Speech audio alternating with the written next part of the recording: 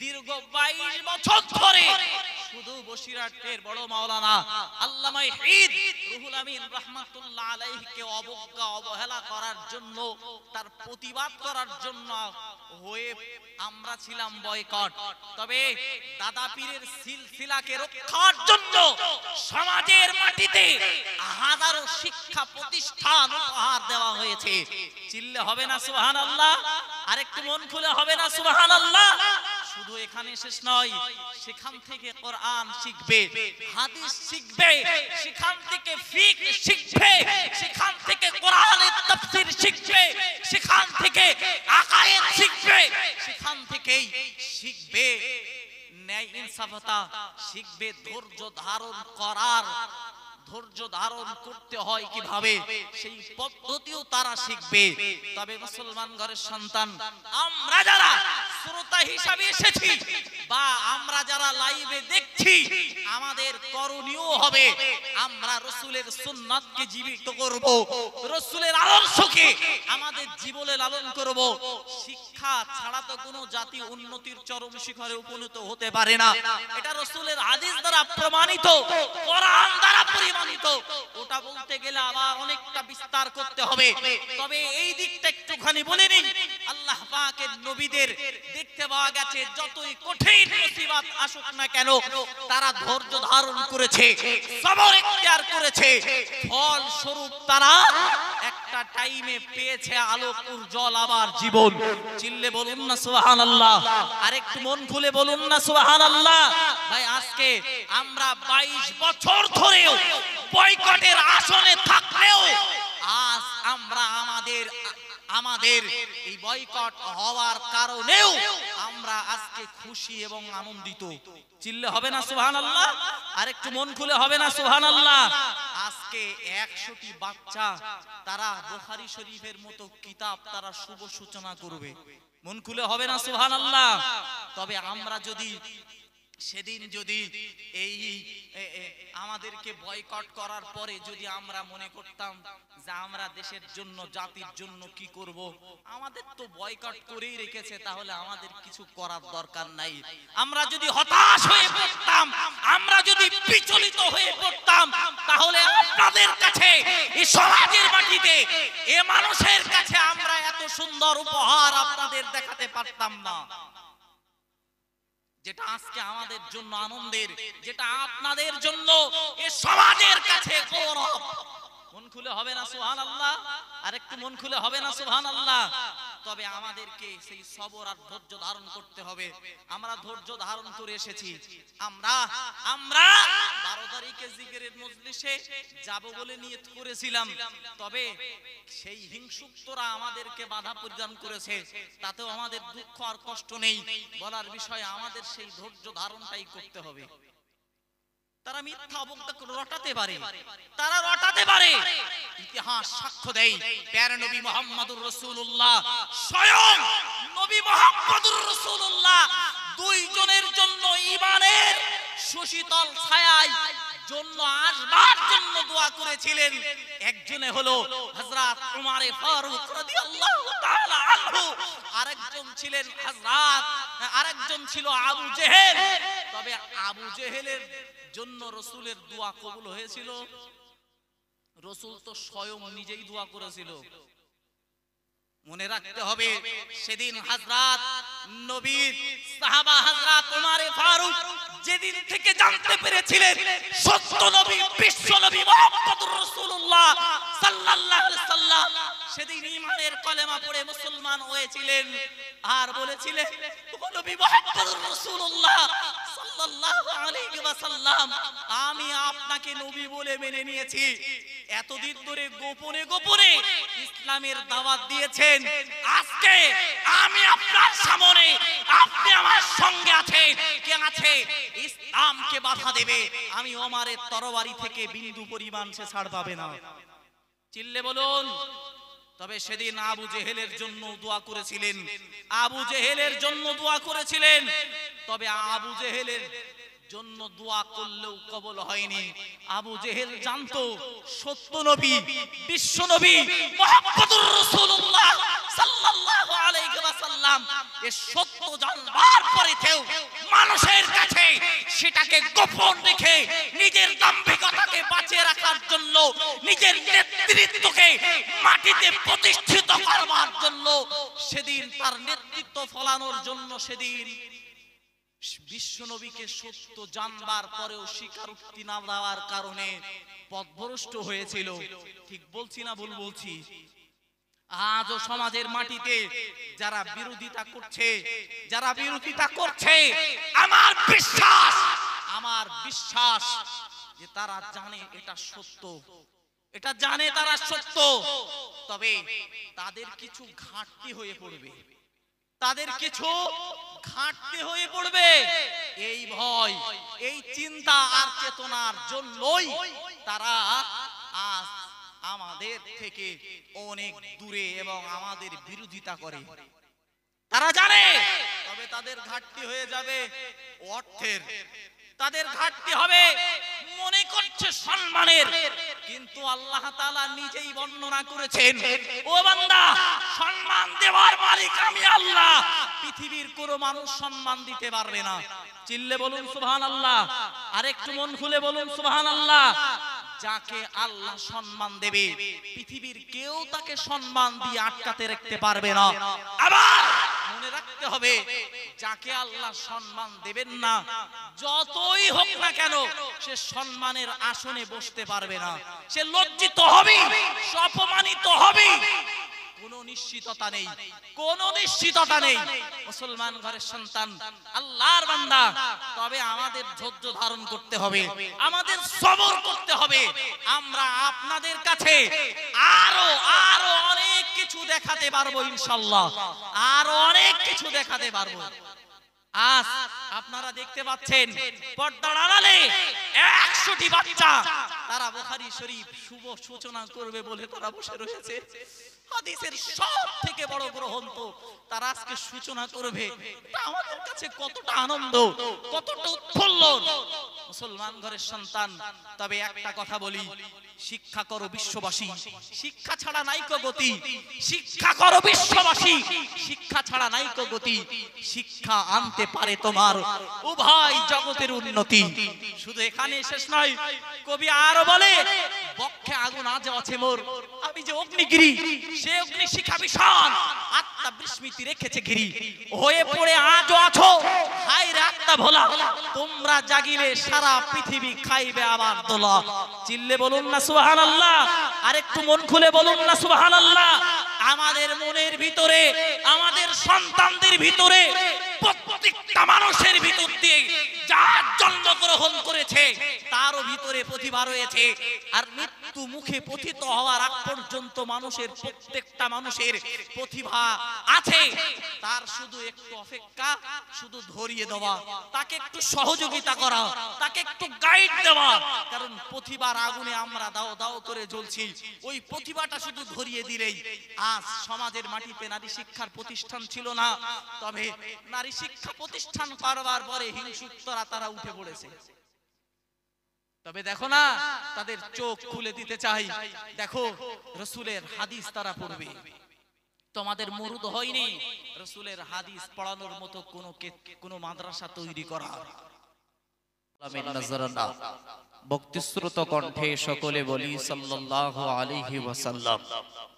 আলোকুর জল মজলিসের মাননীয় সঞ্চালক সাহেব, সম্মুখে বসে থাকা দিনদারুদি আল্লাহওয়ালা ভাই ও বাবাজিরা, বিশেষ করে পর্দা নাসিনা ধার্মিকা আম্মাজান ও বোনেরা, এবং এই মাদ্রাসার সমস্ত শ্রেণীর ছাত্রীবৃন্দু, সকলের প্রতি ভক্তি, ভালোবাসা, শ্রদ্ধা রেখে কোরআন সুন্নাহর আলোকে কিছু কথা বলবার নিয়ত করছি। বাকি আল্লাহর মোবারক মসজিদ। বক্তব্য একেবারে স্বল্প এবং সংক্ষিপ্ত হওয়ায় কারণে আমি একেবারে সরাসরি বক্তব্যের ভিতরে ঢুকছি। তবে আপনারা যারা কোরআন হাদিস বোঝেন, তারা হয়তো মনে মনে করতে পারেন যে হুজুর ফার্স্টে এমন একটা কোরআনুল কারীমের আয়াত পড়েছে যে অনুষ্ঠানের সঙ্গে হয়তো কোনো সম্পর্ক নাই। কারণ আজকে আপনারা সকলে জানেন ইফতেদাই বুখারী, তথা আজকে বুখারী শরীফের শুভ সূচনা লগ্ন। এই শুভ সূচনার সময় আমরা বসেছি, সেটাকে উদ্বোধন করব। তাই আলহামদুলিল্লাহ, এরপরেও আমি আমার বক্তব্যের শুরুতে কোরআনুল কারীমের একটি ছোট্ট আয়াত পড়েছি, ইয়া আইয়ুহাল্লাযীনা আমানুস্তাঈনু বিস-সাবরি ওয়াস-সালাহ ইন্নাল্লাহা মা'আস-সাবিরিন। আল্লাহ তাআলা বলেন, বান্দা বান্দি তোমরা ধৈর্য এবং নামাজের ভিতর দিয়ে আমি আল্লাহ আমার কাছে সাহায্য প্রার্থনা করো। চিল্লে বলুন না সুবহানাল্লাহ, আরেকটু মন খুলে বলুন না সুবহানাল্লাহ। পরেই আল্লাহ বললেন, ইন্নাল্লাহা মা'আস-সাবিরিন, নিঃসন্দেহে যারা ধৈর্যশীল আল্লাহ তাদের সঙ্গে রয়েছেন। মন খুলে হবে না সুবহানাল্লাহ। কোরআনের আয়াতটা হয়তো আপনাদের কাছে পড়েছি, মনে মনে হতে পারে যে এর সঙ্গে আজকের হয়তো অনুষ্ঠানের কোনো সম্পর্ক নেই। তবে আজকের অনুষ্ঠানের সম্পর্ক আমার বক্তব্যের শেষ লগ্নে হলেও, একেবারে শেষে হলেও, আংশিক হলেও কিছু মিল থাকবে ইনশাআল্লাহ। তবে বুঝুন, আল্লাহ পাক রব্বুল আলামিন বললেন, যারা ধৈর্য ধারণ করবে আল্লাহ তাআলা তাদের সঙ্গে আছে, আল্লাহর সাহায্য তাদের সঙ্গে আছে। ইতিহাস সেটাই সাক্ষ্য দেয়, ইতিহাসের পাতায় পাতায় সেটার চূড়ান্ত দৃষ্টান্ত রয়েছে। ভাই, নবী আদম আলাইহিস সালাতু ওয়াস সালামকে আল্লাহ পাক রব্বুল আলামিন সৃজন করলেন।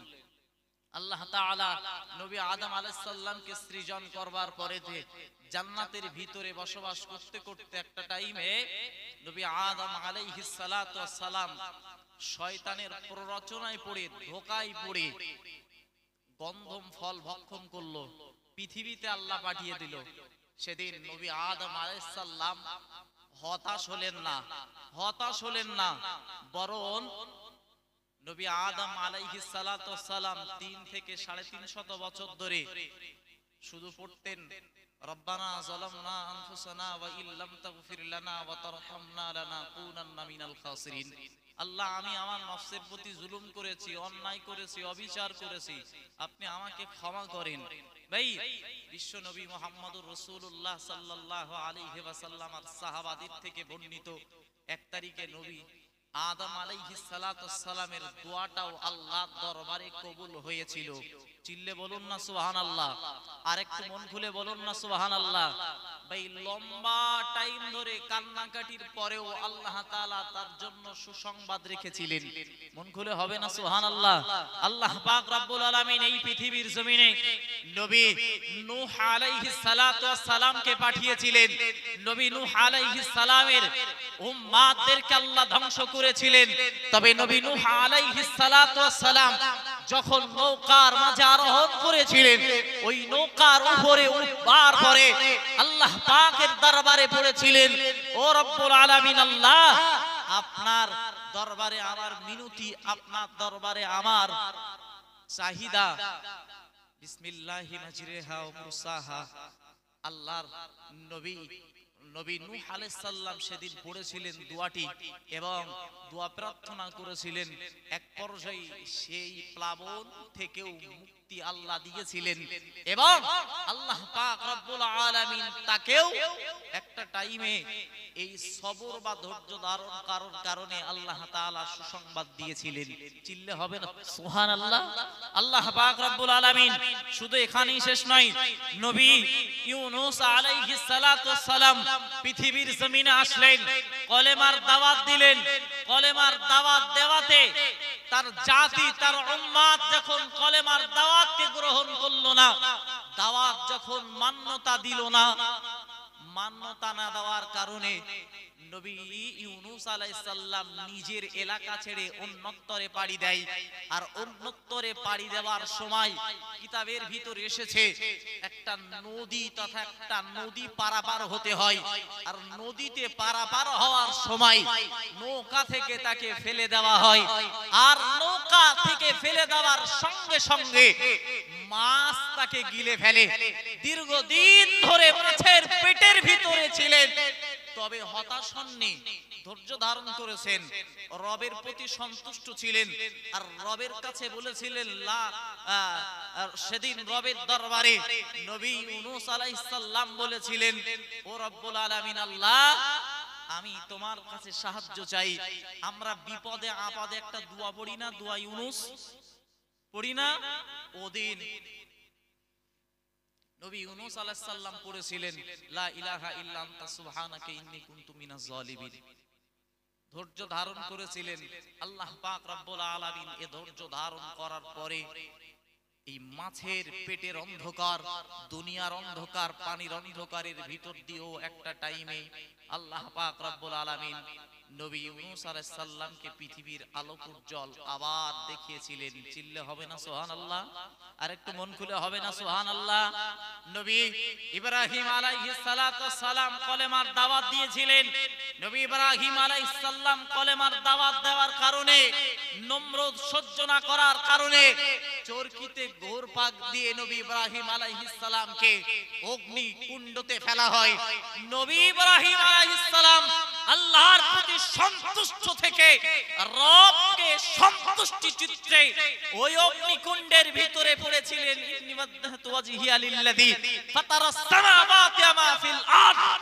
সেদিন পড়েছিলেন, রবের স্মরণপূর্ণ হয়েছিলেন, ধৈর্য ধারণ করেছিলেন, সবর ইখতিয়ার করেছিলেন। অনেক দিন পরেও হলেও আল্লাহ তাআলা ওই অগ্নিকুণ্ড থেকে তাকে রেহাই করেছিলেন। চিল্লে হবে না সুবহানাল্লাহ? আর একটু মন খুলে হবে না সুবহানাল্লাহ? নবী মুহাম্মদুর রাসূলুল্লাহ সাল্লাল্লাহু আলাইহি ওয়াসাল্লাম তায়েফের জমিনে গিয়েছে। তায়েফের ছোট্ট ছোট্ট বাচ্চারাও দয়াল নবী মুহাম্মদুর রাসূলুল্লাহ সাল্লাল্লাহু আলাইহি ওয়াসাল্লামকে পাথর ছুঁড়ে ছুঁড়ে মেরেছে। আল্লাহর মালায়েকা ফেরেশতারা এসে বলেছে, ইয়া রাসূলুল্লাহ, ইয়া হাবিবাল্লাহ, হুজুর, যাদের জন্য আপনি এসেছেন তারা যে আপনাকে কষ্ট দেয়, তারা যে আপনাকে দুঃখ দেয়, তাদের জন্য যে আপনি এসেছেন রহমত স্বরূপ হিসাবে, কিন্তু তারা যে আপনাকে কষ্ট দিচ্ছে, আপনার অনুমতিতে এদেরকে ধ্বংস করে দিই। বিশ্বনবী মুহাম্মদুর রাসূলুল্লাহ সেদিন বলেছিলেন, না, এরা আজকে আমাকে বিরোধিতা করতে পারে, তবে ওদের ভবিষ্যৎ আসছে এরা আমার বিরোধিতা করবে না। তাদের সন্তান সন্ততি আমি নবী মুহাম্মদুর রাসূলুল্লাহ আমাকে নবী বলে মেনে নেবে। চিল্লে বলুন না সুবহানাল্লাহ? আল্লাহ খুশি তো হলেন তো হলেন। আল্লাহ কোরআনুল কারীমের আয়াত নাযিল করে বললেন, লা তাকনাতু মির রাহমাতিল্লাহ। মন খুলে হবে না সুবহানাল্লাহ? আল্লাহ তাআলা বললেন, ওমা আরসালনাকা ইল্লা রাহমাতাল লিল আলামিন। আল্লাহ নবী মুহাম্মদুর রাসূলুল্লাহ সাল্লাল্লাহু আলাইহি সাল্লাম এর উপরে কোরআনুল কারীমের আয়াত দ্বারা तमाम পৃথিবীর মানব জাতিকে শিক্ষা দিয়েছেন। तमाम পৃথিবীর মানব জাতিকে শিক্ষা দিয়েছেন। কষ্ট দেওয়ার পরেও ধৈর্য ধারণ করলে আল্লাহ তাআলা তার ফল দেবেন না, দেবেন না? এরপরেও নবী মুহাম্মদুর রাসূলুল্লাহ সাল্লাল্লাহু আলাইহি সাল্লাম ইন্তেকালের আগেই এই বাণী শোনাতে পেরেছিলেন, আল ইয়াউমা আকমালতু লাকুম দীনাকুম ওয়া আতমামতু আলাইকুম নি'মাতি ওয়া রাদিতু লাকুমুল ইসলাম দীনা। আমি ইসলাম ধর্মকে, আল্লাহ নিজেই বললেন, আমি ইসলাম ধর্মকে মনোনীত করেছি, পছন্দ করেছি এবং পরিপূর্ণ করেছি। কোরআনের অল্লাহরে আল্লাহ বললেন, ইন্দাদ দীনা ইনদাল্লাহিল ইসলাম। ইসলামটাই হলো तमाम পৃথিবীর মানুষের কাছে তথা আল্লাহর কাছে মনোনীত দিন হলো ইসলাম। মন খুলে হবে না সুবহানাল্লাহ? আরেকটু মন খুলে হবে না সুবহানাল্লাহ? তবে এই কথাগুলো শোনার আগে রাসূল পাক সাল্লাল্লাহু আলাইহি সাল্লামের কষ্ট সহ্য করতে হয়েছে না হয়নি? বিশ্বনবী মুহাম্মদুর রাসূলুল্লাহ সাল্লাল্লাহু আলাইহি সাল্লাম নিজের মাতৃভূমি মক্কা শহরেও রাসূল পাক সাল্লাল্লাহু আলাইহি সাল্লাম থাকতে পারেননি। রাসূল পাক সাল্লাল্লাহু আলাইহি সাল্লামকে ঘেরাও করলো, ঘর ঘেরাও করার পরে